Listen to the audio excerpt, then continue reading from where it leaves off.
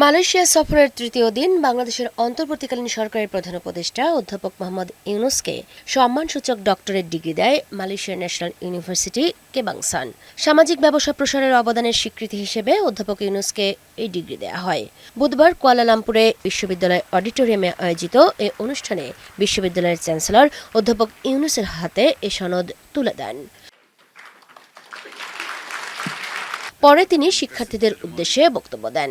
বলেন, ২৪-এর গণ-অভ্যুত্থানের পর তার সরকার নতুন বাংলাদেশ গড়ার লক্ষ্যে দেশে শান্তি ও স্থিতিশীলতা বজায় রাখতে কাজ করছে। Today we are working to build a new Bangladesh.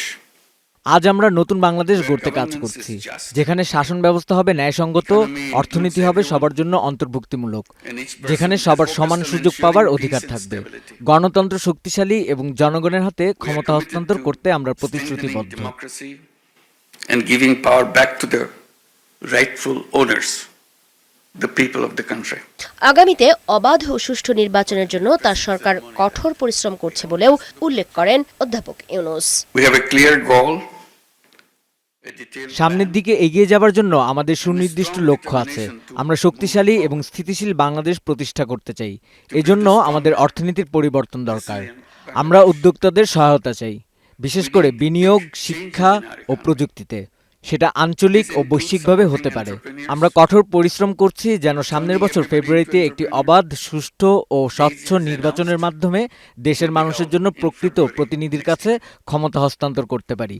So that power is handed over to the true representatives of the people. বাংলাদেশের সঙ্গে মালয়েশিয়ার দ্বিপাক্ষিক সম্পর্ক আরও গভীর করার আগ্রহ জানান প্রধান উপদেষ্টা।